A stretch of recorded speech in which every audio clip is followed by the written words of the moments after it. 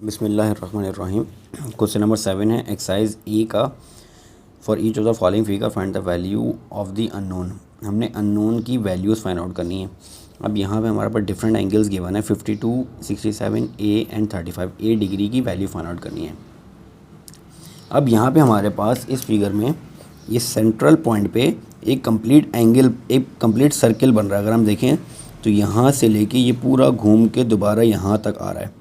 ये पूरा complete circle बन रहा है और हमेशा सर्किल का कंप्लीट, इस सर्किल में जितने भी एंगल्स आएंगे इन तमाम एंगल्स का सम हमारे पास 360 डिग्री के बराबर होता है। तो ये कंप्लीट सर्किल बन रहा है।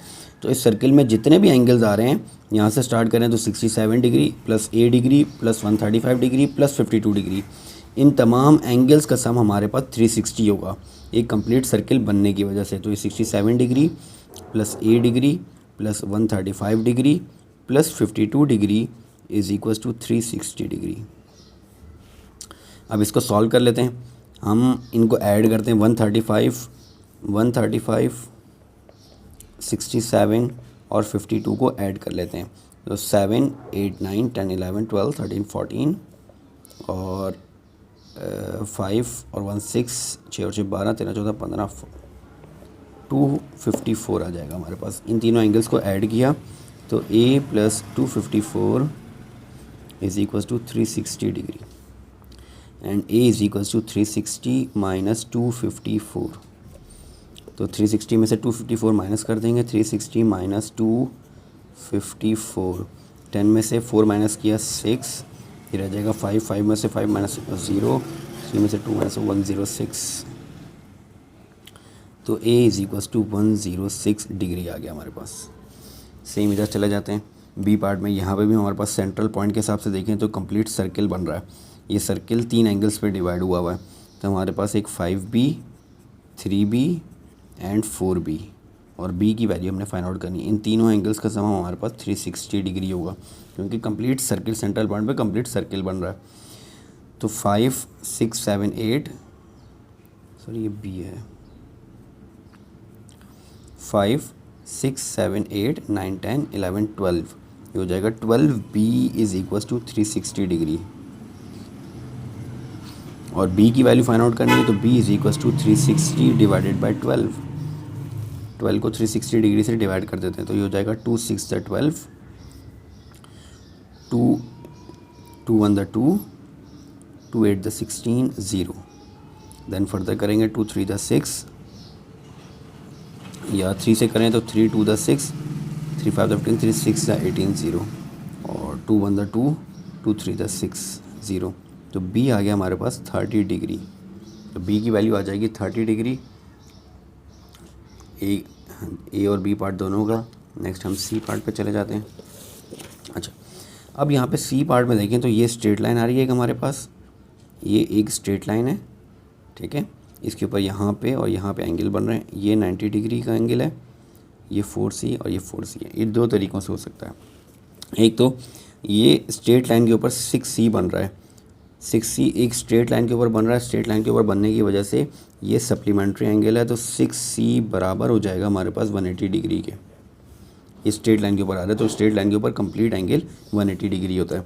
तो यहाँ से c की वैल्यू निकालेंगे तो c इज इक्वल टू 180/16।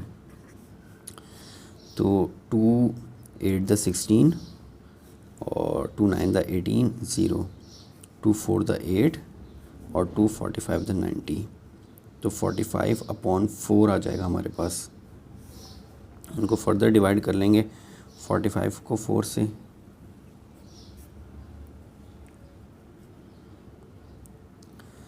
45 4 से, 4 1 द 4 कैंसिल, 5 नीचे उतरा, 4 1 द 4 और 1 5 पॉइंट लगा के 0 लगा देंगे। 4 2 द 8, 2 बचा और 4 5 द 20। तो c आ जाएगा 11.25। यूँ भी सॉल्व हो सकता है। और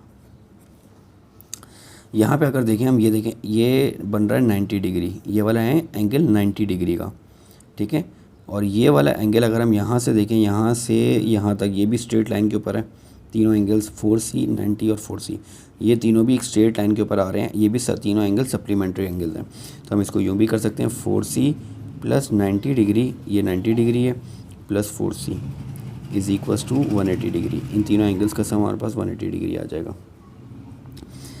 यहाँ पे जब भी इस तरह का ट्रायंगल बना हो, इस तरह का स्क्वायर बना हो, तो ये 90 डिग्री होता है। 90 डिग्री ना भी लिखा हो तो 90 डिग्री होता है। तो 4 और 4 8c हो जाएगा। 8c plus 90 is equals to 180 degree, और 8c is equals to 180 minus 90, और 8c is equals to 90 degree आ जाएगा। c की वैल्यू फाइंड आउट करनी है, तो c is equals to 90/8। Further divide करेंगे, 2 4 द 8, 2 45 द 90। 45 को 4 से डिवाइड करेंगे तो वही 11.25 आ जाएगा हमारे पास एंगल। इसका डी पार्ट पे चले जाते हैं। यहाँ पे डी पार्ट पे भी सेंट्रल पॉइंट पे कंप्लीट एंगल बन रहा है, कंप्लीट सर्किल बन रहा है हमारे पास। तो तमाम एंगल्स का सम हमारे पास 360 डिग्री होगा। इसमें 6d plus 7d plus 23 plus 5d plus 139 degree is equal to 360 degree. अब इनको ऐड करते हैं, 6d 7d और 5d को ऐड कर देते हैं। ये हो जाएगा 6 और 7 13, 13 और 5 13, 14 15 16 17 18, ये हो जाएगा 18d। 18d हो गया हमारे पास। नेक्स्ट 23 और इनको ऐड करना है, तो 9 10 11 12, 2 इधर आ गया, 3 4 5 और 1 6 और 162, 139 प्लस 23, ये हो जाएगा 162 is equals to 360 degree. 18d is equals to 360 minus 162। 360 में से 162 माइनस कर देंगे, 360 माइनस 162, तो 10 में से 2 माइनस हुआ तो 8, और ये रह जाएगा बाकी 5। अब 5 में से 6 माइनस नहीं हो सकता, कैरी लेना पड़ेगा। 15 6 9 और 2 में से 1 माइनस हुआ तो 198। तो हमारे पास 18d is equals to 198। 360 minus 162, 138,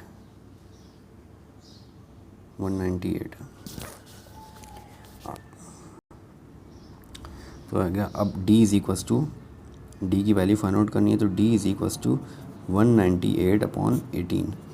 2 9 द 18, 2 9 द 18, 119 1 इधर आ गया, 2 9 द 18, तो 3 3 द 9, 3 3 द 9 और फिर 3 3 द 9, 3 1 द 3 और 3 11 द 33। d is equals to 11 degree आ गया हमारे पास। 198 डिवाइड बाय 18 कर दिया, तो हमारे पास 11 डिग्री आ गया। तो ये हमारे पास क्वेश्चन नंबर 7 के part A B C D हो गया हमारे पास कंप्लीट।